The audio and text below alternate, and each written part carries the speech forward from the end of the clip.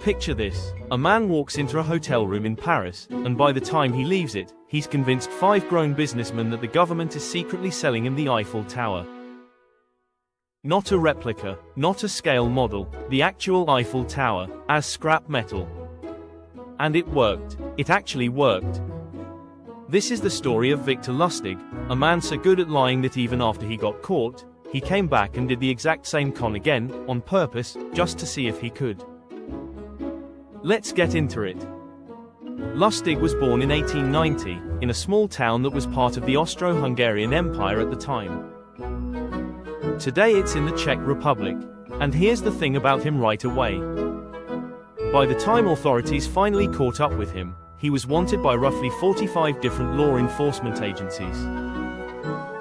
Not 4 or 5, 45. He had 25 known aliases, and he spoke 5 languages fluently enough to con people in each one. This guy didn't just lie well. Lying was basically his native tongue. Before Paris, before the tower, he was already running scams across Europe and the US.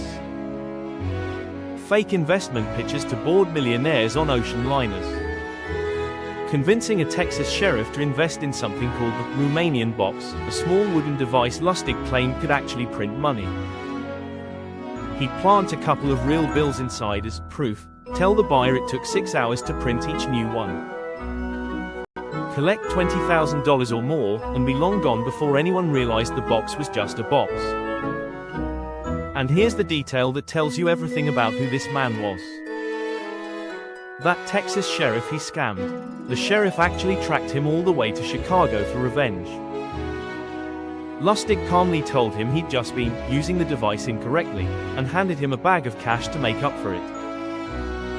That cash was counterfeit too. The sheriff got arrested by the FBI for passing it. So by 1925, Lustig's already a seasoned conman. He comes back to Paris. And he picks up a newspaper. The article is about the Eiffel Tower, specifically, about how expensive it is to maintain. Some Parisians, the piece notes, think it'd honestly be cheaper to just tear the thing down than keep repainting it. Most people read that and think, huh, interesting, and turn the page. Lustig read it and heard a cash register.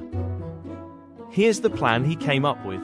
He rents a suite at the Hotel de Crillon, genuinely one of the most luxurious hotels in Paris, still open today, still absurdly expensive. He hires a forger to produce official government stationery, complete with fake seals. And he has himself introduced as the Deputy Director General of the Ministry of Posts and Telegraphs. Then he invites 6 of the city's top scrap metal dealers to a confidential meeting. His story: the government wants to quietly sell the Eiffel Tower for scrap, over 7,000 tons of iron, but they want to keep it out of the papers until it's finalized, because they're worried about public backlash. And to sell it, he doesn't just talk. He takes them on an official car tour around the base of the tower. While he's doing this, he's watching them, not for who's the richest, for who's the most insecure. He finds his mark, André Poisson, a dealer who's ambitious, a little unsure of his place in Paris's business elite. Poisson wants to say yes, but his wife is suspicious. And this is where Lustig does something genuinely brilliant. He meets Poisson alone, and confesses something. He says, "Look, I'll be honest with you, my government salary doesn't actually cover the lifestyle I'm expected to live." He's asking for a bribe. And somehow, that's the moment Poisson fully relaxes. Because everyone knew government officials took bribes. A con man wouldn't ask for a bribe. A con man would want to seem clean. Poisson pays, somewhere around 70,000 francs, cash, under the table, on top of the winning bid. Lustig takes the money and is on a train to Austria within the hour. Now, Poisson finds out he's been had almost immediately. He never goes to the police. Not because he doesn't want justice. Because he is way too embarrassed to admit, publicly, that he bought the Eiffel Tower from a stranger in a hotel room. Lustig checks the papers for weeks. Nothing. And here's the part that should genuinely stun you. 6 months later, he goes back to Paris. And he runs the exact same con again. Same fake ministry, same forged papers, same pitch, 5 brand new scrap dealers. He sold the Eiffel Tower. Twice. This time, his mark wasn't too embarrassed. He went straight to the police. The story made the papers. And Lustig, smart enough to know when a party's over, left Europe for good. He moved his wife and daughter out to the Chicago suburbs. You'd think a guy fleeing a continent might lay low for a while. Instead, Lustig went after Al Capone. Here's how. He goes to Capone with a business pitch, asks him to invest $50,000. Capone hands it over, and then, nothing happens. Lustig just puts the money in a safe, and waits 2 full months. Then he goes back to Capone and returns the entire $50,000. Every cent. Tells him the deal fell through, he didn't want to risk Capone's money on something uncertain. Think about how insane that is for a second. This is a man whose entire career was built on stealing money. Capone was so impressed by what looked like total honesty that he gave Lustig $5,000, a reward, to help him get back on his feet. That $5,000 was the entire plan. Lustig never wanted the 50. He wanted Capone to trust him enough to just give him cash. And it worked. So at this point, our guy swindled an ambitious businessman, sold a national monument twice, and walked away from Al Capone's money richer than when he arrived. What's left to con?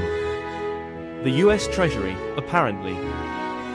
Lustig's biggest and final operation was counterfeiting, full operations, printing plates, the whole thing. Investigators later estimated he pumped somewhere north of $2 million in fake currency into circulation. And this is the part where his own life catches up with him. In 1935, his mistress found out he was seeing someone else behind her back. So she called the FBI, anonymously, just to get back at him. He was arrested walking down a street in New York City. Police searched him and found a single key to a subway station locker containing $51,000 in counterfeit bills and the actual printing plates used to make them. Open and shut case. Except Lustig wasn't done yet. The night before his trial, he faked being sick.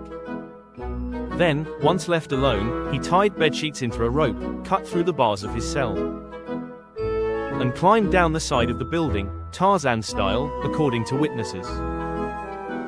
When people on the street started looking up, he pulled out a rag and pretended to be washing the window. He evaded capture for about a month before he was finally caught in Pittsburgh. When police found him, he reportedly just said, "Well, boys, here I am." At sentencing, a Secret Service agent apparently told him, "Count, you're the smoothest con man that ever lived." He got 15 years in Alcatraz for the counterfeiting, plus 5 more for the escape. 20 years, for a man in his 40s. While locked up, he filed over 1,000 medical complaints.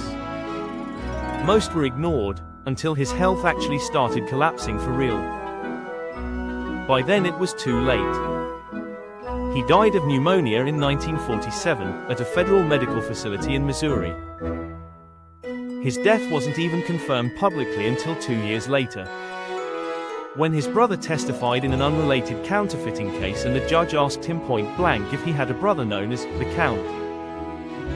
"Yes," he said, "his name was Victor. He was my only brother."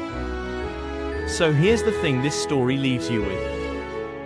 Victor Lustig never robbed anyone at gunpoint, never hurt a single person physically. He got rich almost entirely by finding out exactly what people wanted to believe, and just believing it back to them, louder and more convincingly than they ever could themselves. He didn't pick locks, he picked people. And honestly, the Eiffel Tower thing, once is a legendary con. Twice, on purpose, after the first one worked. That's not even greed at that point. That's just a man who wanted to know if lightning would strike the same place twice. It did. Alright, that's it for this one.